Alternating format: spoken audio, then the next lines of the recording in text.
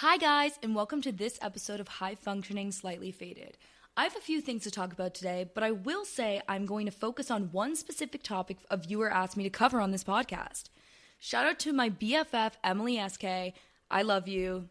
I love your support. Thank you so much, and thank you for this idea, because today we are going to be talking about the male loneliness epidemic.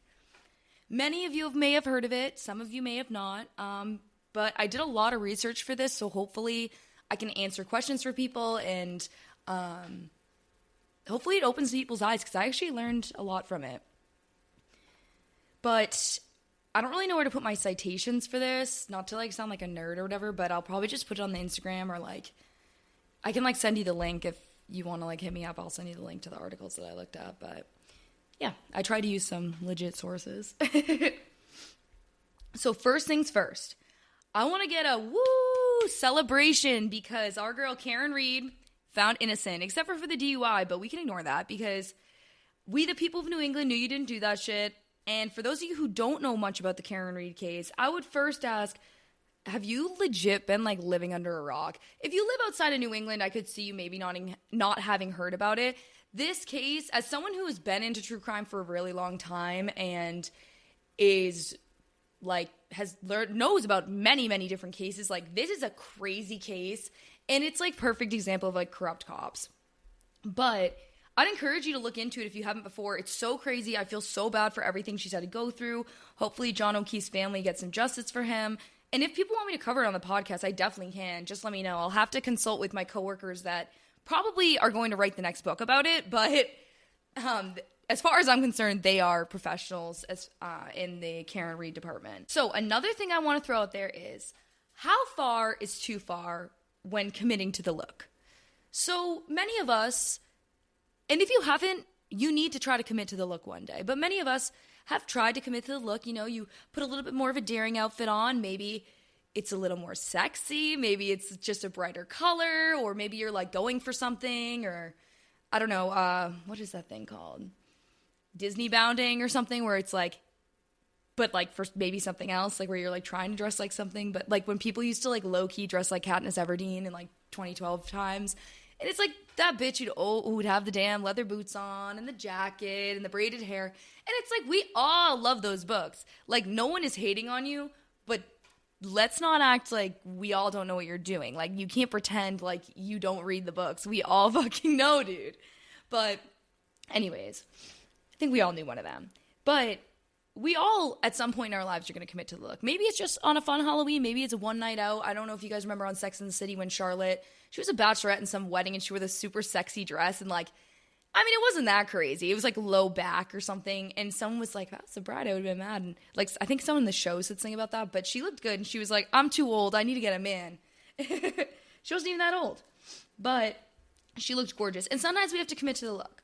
So I've been known to commit to the look time and time again. I don't know if you guys saw my Charlie XCX Halloween costume, but even if I just have to maybe low-key constantly adjust myself if I'm wearing something kind of uncomfortable. But typically I prefer to commit myself to more of a comfortable, maybe a bold look if I'm committing to one. But sometimes the look I'm committing to is I am hungover and I don't look good right now. This is what I'm committing to. But it's a commitment nonetheless. So sometimes the look, though, can be a little too much for my ADHD ass. One year, I think I was a devil or something for Halloween in college, and I put fake, they were these acrylic claw nails I put on my hand for the Halloween costume, and they were legitimate nails, but they were definitely Halloween nails. And I'm not one that wears acrylics anyways.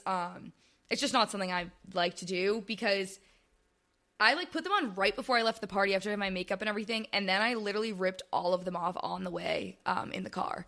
And then I just put them in my purse and on an animal. But I was I can't believe that I did that, because I just hated that feeling of them on my hands, So there's certain things that maybe I'm not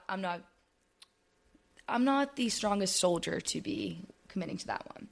But the reason even all of this is coming up is because I went to the Red Sox, and I did talk about this in some podcast at some point recently, but I went to the Red Sox with my sister Allie, my mom, and then Joe went with his friends, and we all met up after, whatever. It was hot as balls, dude. It was just one of those hot-ass Red Sox games, I'm 2 vodka Kettle One lemonades out of that. out of the spout, please. But on the train home, Joe's friend J. Rick, he's also my friend, had pants and a wool sweater on, and it's like, I was literally like, dude, I can't even look at you in that. We were on the train. I'm like, why the fuck did you put your sweater on? And I was like, no shade. Like, you look good. Because Joe and all his friends were like, oh, doesn't he look good? And I'm like, yeah, you're serving and you're committed to that look. But I literally have a t-shirt and shorts on and I have swamp ass. And I'm looking at you in that wool sweater and pants, knowing you have a shirt underneath. Like, and he's a little red in the face. We all are. It's in the subway. It was so damn hot. I was like, how are you wearing that? But you know what? There's a reason he was Timothée Chalamet's stunt double and not me. He's just more cool and dedicated to the look than I am. I cannot imagine that he didn't low-key have heat stroke by the time he got home, though. Especially, like, you have a couple beers at the game and then you take the train home and it's so hot and you have a wool sweater on. I can't imagine he wasn't dehydrated as fuck. It was a fun time, though. It was always good to see them. But in some other recent news, Trump's parade was a dud, thank God. It was so sad. I found myself, like, feeling bad and being like, oh, I feel bad no one showed up to this guy's birthday. Then I'm like, oh my God, I literally hate this guy. You know what I mean? Like, I don't care, but, like, he would never know that. Like, that's what it's like to have empathy. But in the No King's Day protests and everything surpassed the 3.5% threshold, so that's all good news. And Brad Marchand won the fucking Stanley Cup. Ayo. It honestly brings a tear to my eye to think about. Well-deserved and a good fuck you to the Bruins. Low-key. And in some sad news, Nana, Ariana Grande's grandma, passed away a few days ago. She was so precious, you know. I feel so bad for Ari and her family. But that being said, Ari is a huge Florida Panthers fan. And so low-key, they won that cup for Marshy and Nana. Marshy literally was like, I'm doing this for you, girl. Brian Wilson of the Beach Boys, not to also talk about something sad, but he also just passed. But I think it's worth mentioning because he was such a huge influence on music. I could talk about it in like a whole series on here, but it's like, I don't feel like doing all that work right now. If people were interested in that, I could, but it's like, it's not my muse at the moment. I'm not going to just run away with that idea unless people are requesting it. I do know a lot about that time frame in music because I did a project on it in high school. Specifically about George Harrison and like obviously with the Beatles, but also with his solo work, with his influence on music, because it was very profound. Like, you would almost be surprised, but it is part of it. I feel like it's because these people, this isn't even just exclusive for George Harrison. I'm kind of just saying for any of these people that were super influential in music at the time, they were traveling all over the world, and especially with George, like he would often incorporate like the sitar. I don't even know if I'm saying that right in some of his music, and it's like, who else was doing that that was like a white person in mainstream music? And all of these things kind of, even though Phil Spector was a crazy person too, like I did talk about him too, like he invented the whole wall of sound theory, and that's why when you listen to a lot of his music, it's literally like you're getting hit with a wall of sound, but it's obviously not like attacking you, it's just like filling the area around you, so it's almost like you're surrounded by the song. It's like caressing you, almost, is a way to think of it. It's a very interesting theory. I mean, that guy's a psycho. I'm pretty sure he like he definitely murdered like one person. I think it was like some girl he was hooking up with or something. I think they talked about in that LA, you know that show that Karen Reed's lawyer was on Netflix? I cannot remember what it's called, but it's like, at least you know what I'm talking about. Joe knows what I'm talking about because he's the one that even pointed it out to me. But I think it was talked about on there. If not, it was talked about on a different thing that I watched about it. But regardless, he killed someone, but he had this, like, it's like, can you imagine these great minds in the room? And like, these people have traveled all over the world, and like, obviously people had traveled around the world before then, and people had immigrated places and stuff, but like, this was really, like, airplanes, I feel like, were pretty relatively new big thing. I mean, in the grand scheme of human history, they're still a relatively new thing, but these people were able to travel all over the world, get musical influences from everyone, come back, influence all this music. Then you have people like Brian Wilson, who, same thing, the Beach Boys were amazing because, I mean, they were amazing in a lot of ways, but especially because of him. One time I was sitting with a patient when I was still a nurse's aide this summer when I got my past the NCLEX and everything, and she like had dementia. She like just needed something on the TV. She was mostly sleeping, but like she needed the white noise kind of. So we're sitting in the room, you know, I'm trying to do my B-reel, not get her in it. No, I'm just fucking kidding. But that's so fucked. But I'm like trying to find something for us to watch, and there's literally nothing on TV. But then PBS had this whole story on about Brian Wilson, the Beach Boys, and he really had such an amazing life, and like, honestly, it's kind of sad in a lot of ways, and a lot of mental health problems and drug abuse and things like that, and the dad was like despicable. But they were so talented, and the ear for music is honestly unmatched, like, to this day. But the Beatles and the Beach Boys going back and forth during that time period that they were so popular, as well as the other groups and everything, not to ignore the primarily, like, African-American and other minority groups that influenced the rock music in the first place. But these groups really kind of made it their own thing and really made it extremely mainstream and kind of gave it, like, a form, I guess you would say more. Like a consistency, maybe, is what I'm looking for. But that's, like, the sound for the decade, you know? But they were all so... I mean, Paul McCartney was only born, like, 2 days after, Brian Wilson. So it's, like, these people were all born in such a short time, were able to influence so many things. Anyways, I just said I wasn't going to go on about it, and then I did. I'm sorry. I'm a little bit of a nerd about stuff like this. But, hey, you know what? Maybe this week... listen to some classic rock, listen to some classic Beach Boys in memory of one of the greatest of all time, you know? All right, guys, so I'm glad we could catch up a little bit. Now, on to what you've all been waiting for, the male loneliness epidemic. Thanks again, Emily, for the request and for being such a great friend and supporter. I hope you learned something from this. So, the male loneliness epidemic has been coming up more and more often in conversations over the last few years. In fact, 1 out of 7 men report feeling lonely most of, if not all the time. And hey, you know, we all feel lonely at times in our lives, no matter what you identify as. But is there really a big difference between men and women's levels of loneliness? Like, people obviously have had to have researched this, but it's like we hear so much about the male loneliness epidemic. Like, you'd have to think, wow, women must not be that lonely. But the truth is that there's studies have shown that there's literally only like approximately a 1% difference between men and women's loneliness.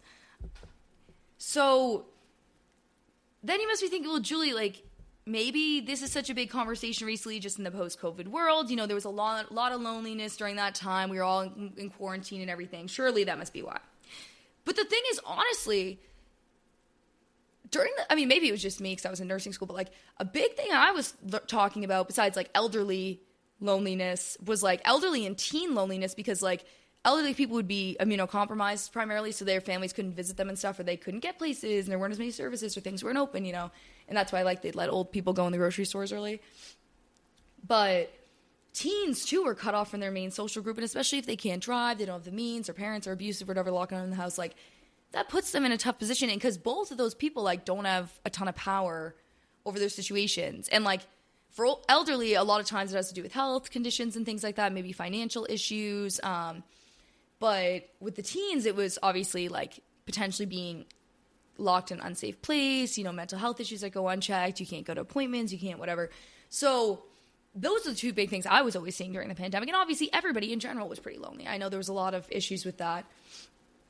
But since then, I do feel like in the last couple of years, I have been seeing a lot more things and hearing a lot more about this male loneliness epidemic and in this post-COVID world. But you would think surely that is why this originally has come up. But I looked into that too, and some studies had some inconclusive results, because it's like people's perception of life might have been changed. They might have felt more positive after the pandemic because they were grateful for everything. But some studies also just showed that like overall it's like pretty equal. Because it's like once we got back to regular life, everyone was like, oh, fuck this shit again. But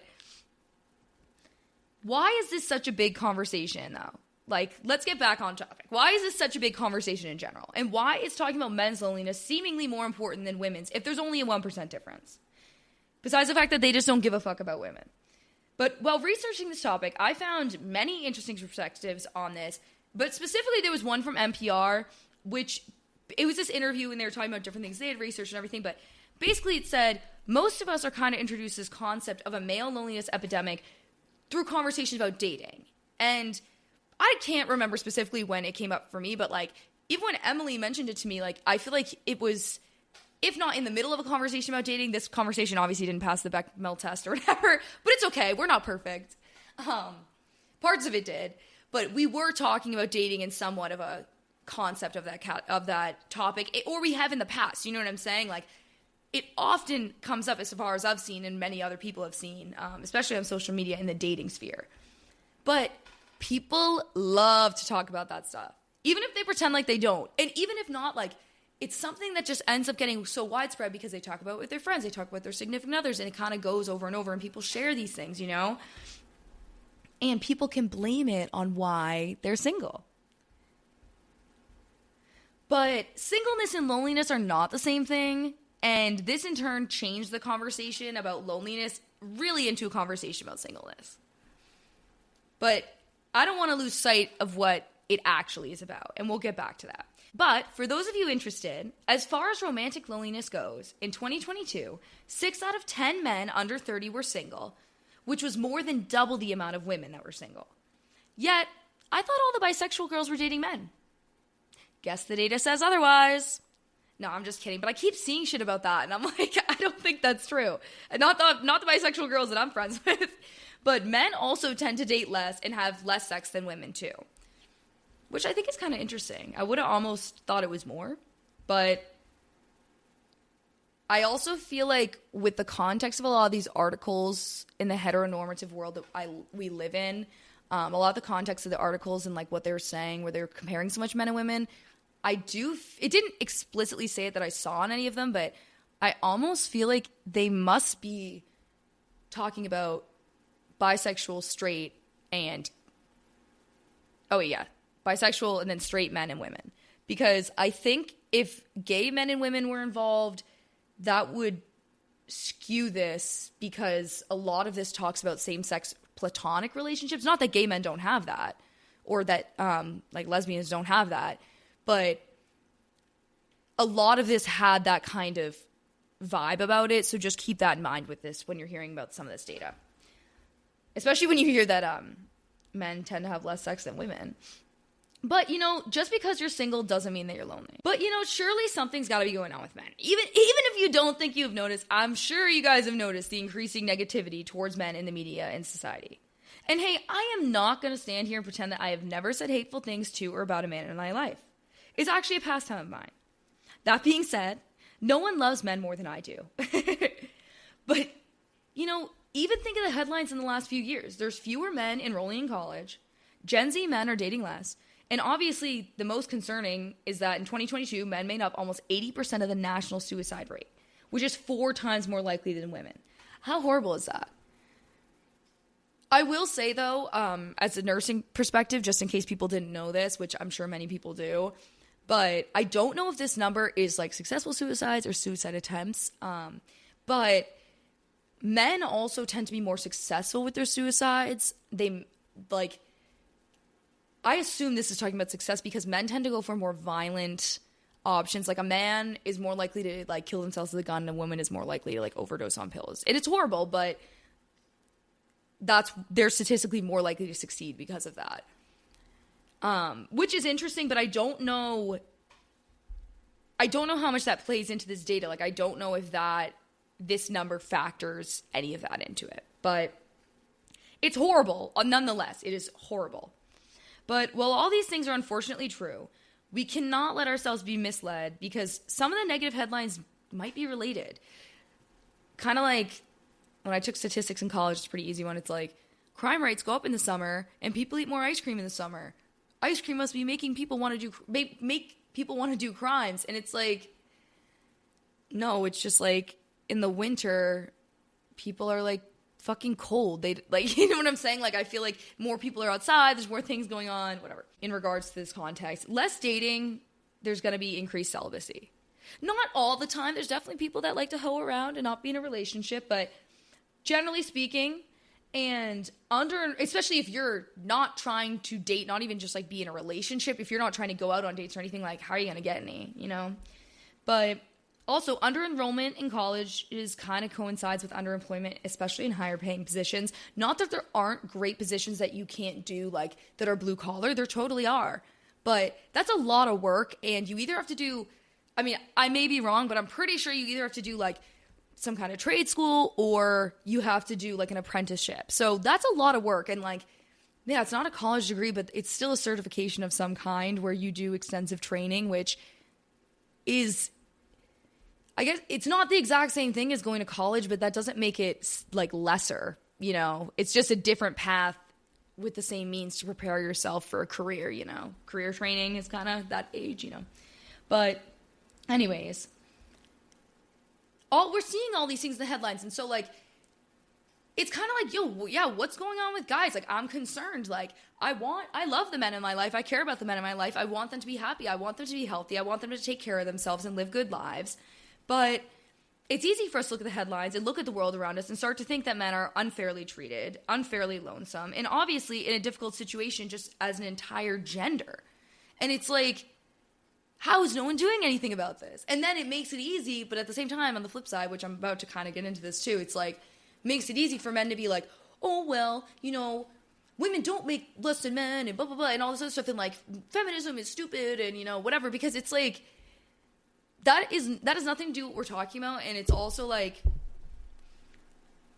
two things can be true, you know, but this narrative has been twisted so far from a male loneliness epidemic that this idea has been created that men are uniquely alone.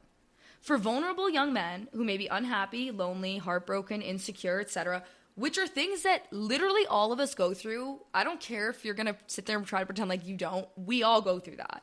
And we all can relate to that. And whenever you watch stuff about like cults, like getting people and like manipulative people and grooming and stuff, it's like they prey on people that are like malleable, I guess you would say, because they're in a weird place. Maybe they're in between transition phase in their life. Maybe so they have more openings in time. Maybe they're looking for a hobby and you're like, I can get them in with this. Maybe they are too trustworthy because I don't know. But sometimes it's like they're so insecure that, like, the whole beauty industry literally harps on the fact that they want men and women to be insecure, especially women. But now they're trying to get the men too. They're like, men, now you guys are so ugly and women are so beautiful, you better fucking start doing this too. That's what it's turning around as. But they prey on that. And for vulnerable young men, like, this idea that men are uniquely alone can be a pretty attractive premise if someone comes forward and promises to help them or guide them to be more powerful, like sexier, more intelligent, more confident, take less disrespect, you know, whatever they feel like they're struggling to do on their own. Andrew Tate famously was like, I support Trump because, you know, he really likes to grab bitches right by the pussy. And it's like, that is so disgusting. Like, I understand it's like people that are immature are probably like, ooh, he, like, whatever, this is so funny. But it's like, take it out the context of like this person that you guys idolize or whatever, or like, oh, it's like a celebrity, a cartoon, because Trump is so cartoonish. And honestly, Andrew Tate kind of is too. But it's like, think of someone that you know, like, imagine your dad saying that.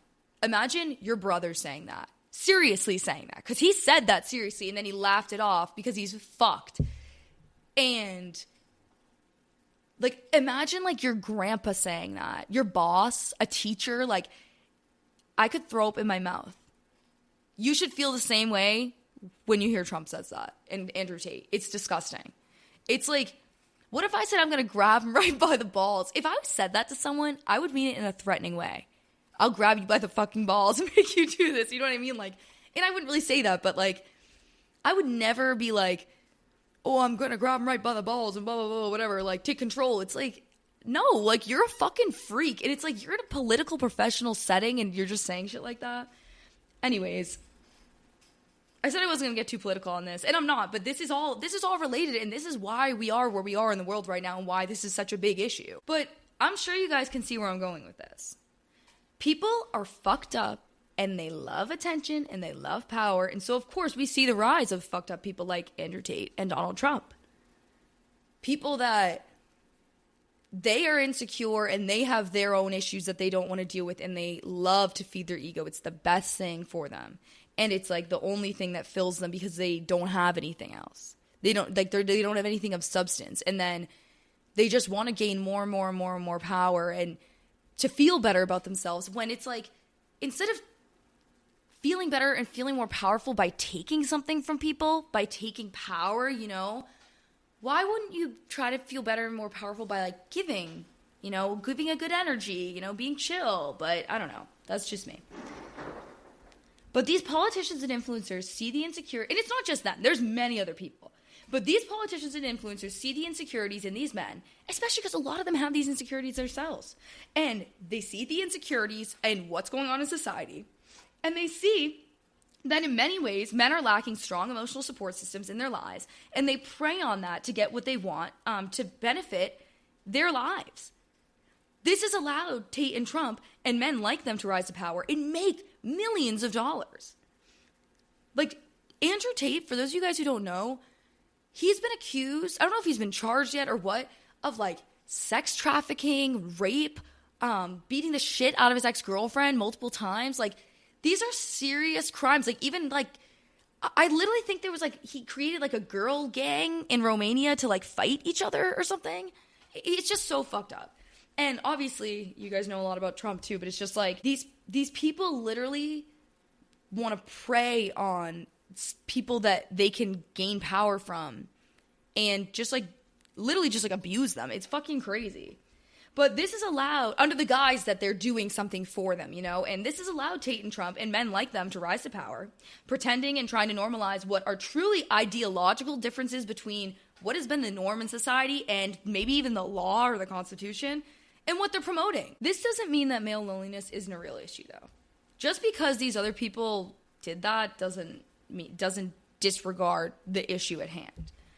But I think the hijacking and corruption of the entire conversation by men like them is a big reason that when it comes up, people often start attacking men instead of wanting to support them. And I think that's why I wanted to do a lot of research on this topic, because I wanted to be able to approach this topic open-mindedly, because especially as a nurse, like, I know men have mental health problems. Like, I care about my boyfriend, you know, I care about if he's upset about stuff. I care about things going on with him and, like, other people I'm friends with and my family members and stuff. Like, I know that there's a big mental health crisis in general, and I know that men are a part of that, and we need to take care of them too, you know, but, which is part of the reason I also wanted to research this, but it's like, I also didn't want to come into this conversation totally in a comedic light and kind of, like, really kicking men when they're down, because this is an important thing to raise awareness about, definitely, because I think this can help a lot of the men in our lives and a lot of us when dealing with our men in our lives and working on our relationships with them. But I think the hijacking and corruption of the entire conversation by men like them is a big reason that when it comes up, people often start attacking men instead of wanting to support them, even though something is clearly wrong. Men like Andrew Tate and Trump promote misogynistic ideas that use this male loneliness epidemic to excuse poor or unacceptable behavior. They corrupt this ideal of loneliness and turn it into misogyny and resentment. Many men will think they will be better once they settle down with a woman, because she'll make them better or whatever, and or they blame women for their loneliness entirely. Example, like a man trying to excuse his unhygienic, perverted, or antisocial behaviors or habits as a temporary thing he's doing. Oh, because I'm a single man, I live by myself, whatever. And if he had a girlfriend, he wouldn't do that. But the thing is, no woman wants to be with someone that's a weird, gross perv, and so then they stay single, and, you know, and then they bitch about it. And it's like, to those men, I say, is it really that hard to be nice and considerate? Like, even at a bare minimum level, you know? I know you don't want to grow up, and many people don't, but life is going to take you into the next stage, whether or not you're ready. So why don't you, like, be a real man, and, I don't know, reflect on your life, and set goals, and do things that positively benefit yourself to grow and change throughout your life, and be, like, autonomous enough to be responsible for your own grown man actions, because that is what women find sexy. Do better. You may be asking me, so Julie, why are men so vulnerable to this? Why don't they have strong emotional support systems? Why have we as a society left men behind? Well, it all comes down to this. And I know everyone who knows me has been waiting for me to say this the entire podcast. Toxic masculinity. To anyone listening to this who feels like I may have lost them, please bear with me. Like I was saying before, my aim with this isn't to attack men, isn't to tear men down, even though I think some people may have wanted this to be that. But I went into this and I did a lot of research, and I do think that this is a serious issue that we need to talk about. So please try to bear with me, because I know a lot of people roll their eyes and stuff when it comes to toxic masculinity, but come on. Like, we're adults here. But this is also why we tried to tell you guys feminism is for all of us, not just for women. Because we were like, maybe you guys should be nicer, not harass people, you know? And then it's like, oh, you guys liked that, okay. Disclaimer, though, before I get into toxic masculinity, I love men, you know, and I love masculine men. I love all men, you know? So before you get your panties in a twist, keep that in mind while I have this to say and while I finish this. But we have all heard, some iteration of real men don't cry, throughout our lives.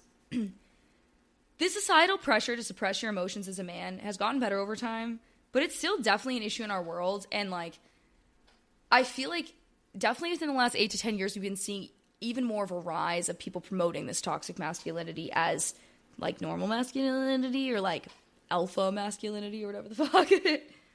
But men bottle up their feelings and it hinders healthy coping mechanisms.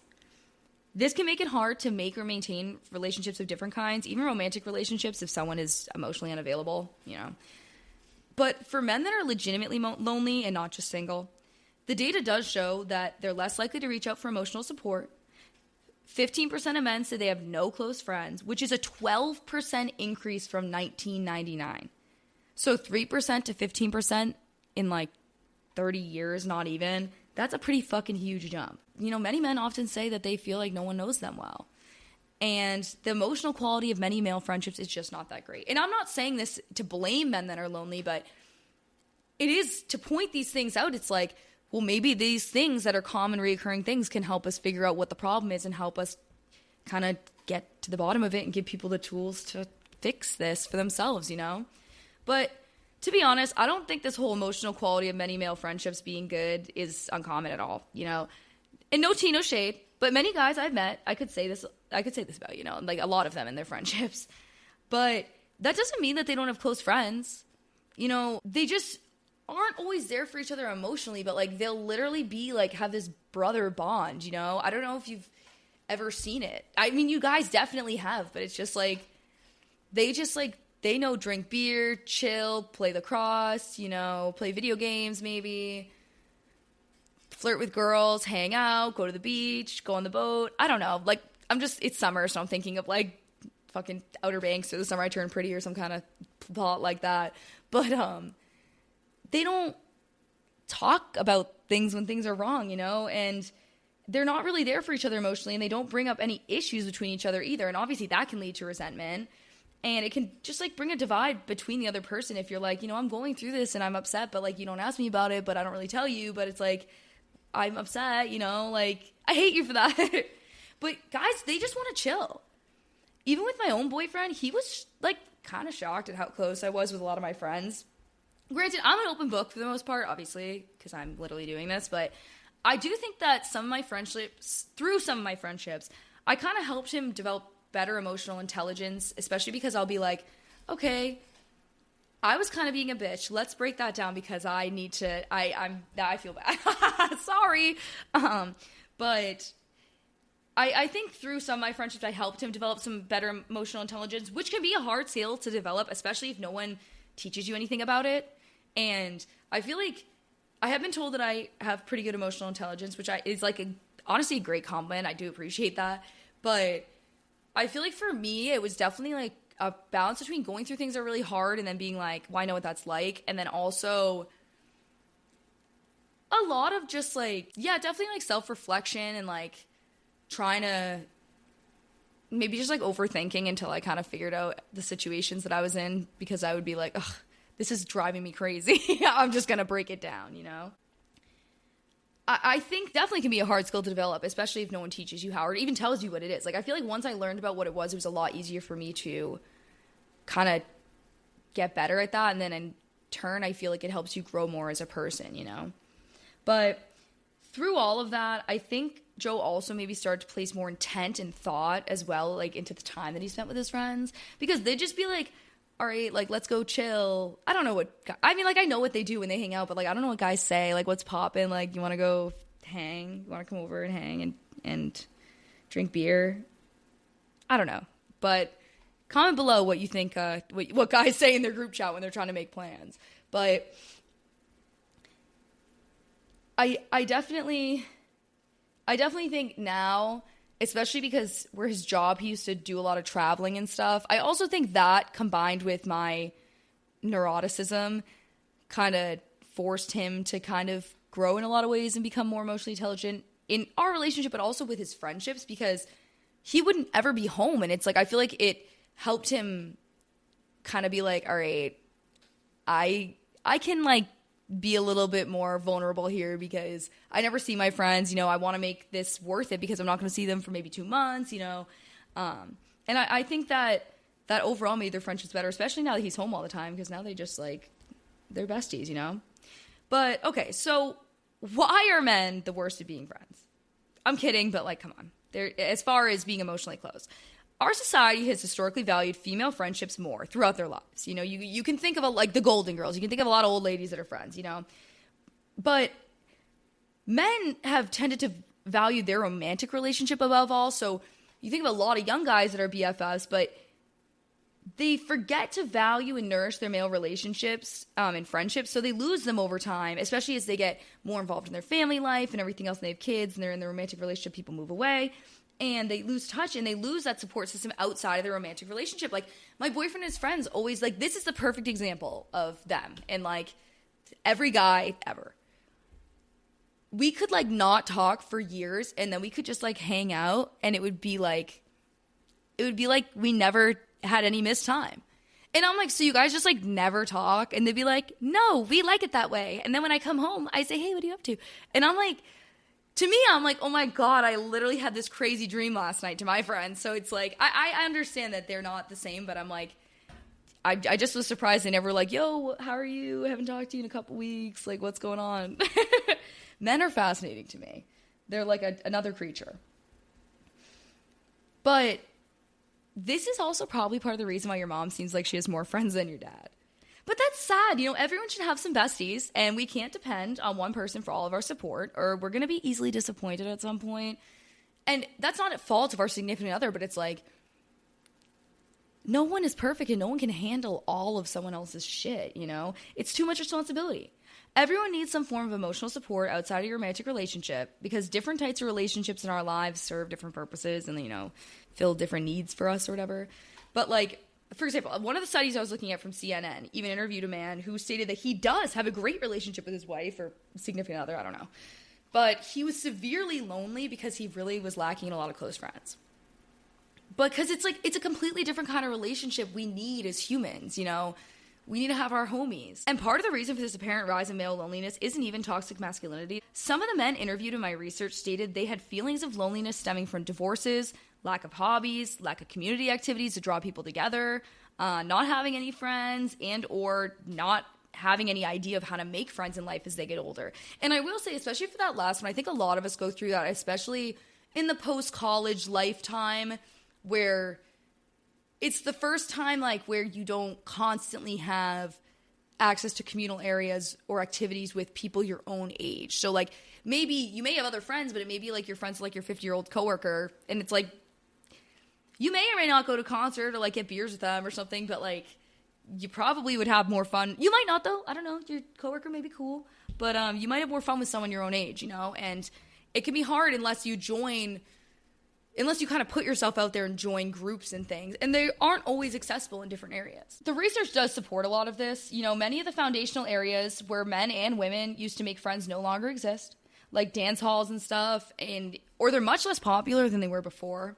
For example, this is a little bit different, but in the same vein, because a big place where men often made friends in the past was at the workplace. And obviously, you can make friends on the remote office, but a lot of people still work remote. Obviously, more people are in office now, but a lot of people still work remotely or part-time remotely, and it's harder to make friends if you're not really, like, with them in person or interacting with them than, obviously, if you're in person and working on projects and things. But this doesn't mean that we're leaving men or, honestly, women behind, though, because we also would use those same areas to meet and everything. Because we need to create or start to partake in different areas and community activities where friend-making can blossom. This kind of gets back to, which, if you know me, I say this all the time, people that, are super racist, super homophobic, like super hateful, especially towards one specific thing, you know what those people need? They need a hobby. They need to channel that hatred into knitting. They need to channel that hatred into, maybe they're obsessed with, I don't know, a sports team or Camila Cabello or something, like some celebrity. I don't know why that's the first one that popped into my head, but it's like, you need to get a life. That's how I feel. And, like, this kind of goes to that. And it's a little different, but it's like, if you want to meet other people, you want to be more interesting, you want to talk about other things, you want to make friends, you do have to put yourself out there. Even if it's just join an online chat room and meet friends there. start a hobby, maybe talk to people online or talk to your friends about it, try to get them into it, maybe do an art class, or just reach out and try to have stronger connections with the friends that you do have or the friends you've drifted away from. But a way to do that is by doing something together. A good idea, which men might not want to do this, but it is fun. And it's like, you can be a man and do this. Like, there's this cake decorating class you can do in the Boston area. And it's like sweet confection or something, but sugar confection. I'll find the name and I'll put it on my Instagram. But I went to one of their cake decorating classes and it was a great time and wasn't that expensive. And they give you all the tools and they give you the cake and the frosting, everything. They show you what to do. We did like an autumn cake, but they had like an espresso martini one at one point. They had like a beach one. They have all different ones and it's a fun thing and it's a little different. So there's stuff all over the place. They have running clubs, walking clubs where you can make friends there for like under 30. And then they have, they have intramural sports teams and, there's a lot of things out there, but it would be nice if there were more options for maybe in-person things, whereas there were before, especially like for people who maybe aren't into like the drinking and going out scene or like maybe something that's like more for the weekday. But because I feel like other than a lot of things I listed, although I may be blanking on some, they definitely would involve alcohol, anything else that I could think of, like for just like going out, because I'd think bar, restaurants and stuff. This is especially true as the social media era drives us all online. And I'm not anti-social media in general, because obviously that's where we're living, but we're physically further apart in many ways. And like, yeah, we might be able to get in touch sooner and everything, but we're missing some of that in-person quality time. But for everyone's sake, we as a society need to move forward and we need to welcome men with open arms in order to help them develop their emotional intelligence and be able to reach out when they need help. Now, you may be saying to yourself, Julie, why would I want to help men? Because if we treat all men like the incels and toxic people that have tainted the overall reputation of men in the last 10 plus years, instead of offering resources and tools to help those who don't have that trait about them, we're going to lose all the good men. And it's like, you know what a shame it is when you see someone that's super hot guy and then they're like a terrible person? It's like, no, we want more hot guys that are nice people and good people and people that want to like live a good life and they want to be happy and they want to take care of themselves. That's what we want for ourselves. So that's what we should want for them. But I love men, we need to overhaul societal perceptions of masculinity and male intimacy. And I'm not saying that like, ooh, hee, male intimacy, like even in like platonic relationships, like even like a hug, like people will literally, they incorporate no homo into everything. And that's like a perfect example of that, of how male intimacy is like demonized in media. And it's like, it is funny, but it's also like, there's no need to say that, you can just like be friendly with your friend. But all of us need to recognize our role, our individual role in society and embracing these changes in these roles so we can gradually reshape what the norm is. Because like this starts with parents teaching children this and leaving toxic masculinity in the past. So like phasing out phrases like real men don't cry, you throw like a girl or run like a girl, or like you gotta be a man, And it's like, it's fine to say something maybe like be a man, but don't be like, oh, you gotta be a man and you can't be upset about something. Like, especially, obviously it depends what it is, but it's like, you don't have to totally leave being a little bit macho and being masculine in the past, because I'm all for masculinity, but I'm not for toxic masculinity, and I'm all for cleaning out all the toxic out of the masculinity and bringing it back to the mainstream, so men can bring back sexy men, But it is crucial for us to promote an environment where vulnerability and mutual support among men is not only accepted but encouraged. This is for the sake of our men and their mental and physical health. As a very chatty girl, to all the men out there who want to make more friends, here's some advice. Sometimes we have to make ourselves do things we don't want to do. No, Julie, how could you say that? The truth is, and I know it may sound crazy that sometimes I can like to stay home and not want to talk and just be by myself, but isolation can literally be addictive. Like, when you're like snug as a bug in a rug, especially in the winter, and like you just like, you don't want to go out in the cold, you want to stay in, whatever, and it's like, oh, I'm so tired from work and all stuff, but you're supposed to do something with your friends that night, and maybe you haven't seen them in a while, whatever, but it's like, oh, I'm dead. But sometimes you should make yourself go. Obviously, sometimes it is good to be missed, but if you're not really going to a lot of stuff, you should put that effort in to make yourself go, to show those people you care about them, and also because there's a reason that you're friends with them. You're going to get something positive out of it. Don't let that little crazy voice in the back of your head like hijack that. You know, sometimes you have to force yourself to hang out with your friends, even when your brain is trying to make you think it's too scary to go. And I know that sounds crazy, but I know some of you out there are going to know exactly what I'm talking about. Like, sack up, go, bro. Like, you're going to be better for it. Like, you look fine in your outfit. Your makeup looks fine. They don't even care. Just go. Hang out for an hour. And if you want to stay longer, you can. And if you don't, you leave. And they'll be like, that was weird, but I'm happy they came. And you can just be like, I had diarrhea if you don't know what else to say. But reflect on your actions and take responsibility for them. You know, use thought and intention before you act. Care about your hygiene and appearance. And try to hold yourself to a higher standard for yourself. Like, not even for anyone else. Like, you should be doing this for yourself through all of these things. And trust me, women and probably men are going to notice the effort that you put in, and it's going to make you more confident and draw people towards you. You know, whether like it will bring to like put intention into what you're, and I'm not trying to sound like someone who's trying to sell you something or anything like that, because I'm not, but like it is true, even as stupid and corny as it sounds, like, but to do things with intention, to be like, you know, I'm going to get up today, I'm going to put a lot of effort into my appearance today, even if it's not like putting a ton of makeup on or anything like that, but like your hair looks neat, you know, you bring a comb so you can fix it later in the day, you know, you put a good outfit on, you know, you wash your face, you put your cologne on or whatever, you know, and you like, you know, you put a little extra effort into your outfit. You know, and people notice that. And then people notice if you're like, you know, I'm going to hold the door for this person, even if it's like an old lady. And like, you know, I'm going to go out of my way to do these things that like are little things that literally don't mean things to other people. Like they mean nothing. But to do it and kind of show some intention of like, yes, I want to do this for you, or I'm doing this because I want to do this for myself. Like it shows a level of confidence. And I think that was a big thing when you kind of learn how to be confident in yourself, going like teenager to young adults, especially women, if you're me, you know, and I'm a woman. I feel like that's a big thing you learn when you learn how to present yourself more confidently. But it's just a tip. But it's also okay to be vulnerable, you know? It doesn't make you less macho. When people are denied the opportunity to be vulnerable, navigating their mental and emotional responses becomes significantly more challenging, and that can lead to emotional outbursts, resentment, and more. This, in turn, makes developing deep friendships all the more difficult. Because if you can't open up, it's going to be like fucking talking to a wall. But sometimes you just have to say sorry, too. I feel like that's my last piece of advice. Sometimes you just have to say sorry. I'm not saying this because women are always right. I just happen to be.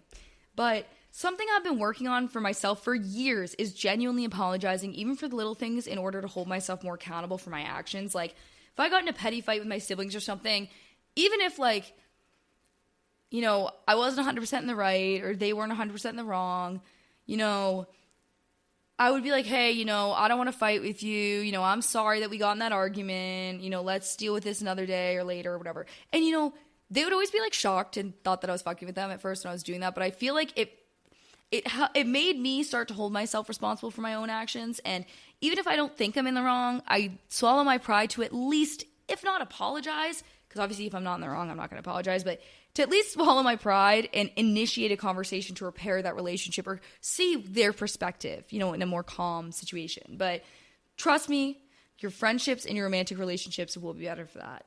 Even if it doesn't seem like a big thing, it is, especially because people notice that over a long time. Okay, well, that was a lot, and I hope you all learned something from that, but on to my obsessions for the episode, and then I will let you all go. So my slightly obsessed list for today are the Jefferson Sisters official on Instagram. I don't know if you guys have seen it. I think it's this mother and her daughters, but it could be like an aunt and her daughters. I think it just gives me that vibe, because it reminds me of when me and my sisters would hang out with my aunt, and we'd be crazy. But Paris is my favorite. She is so funny. Those girls are hilarious. Every time they come up on my feed, I die.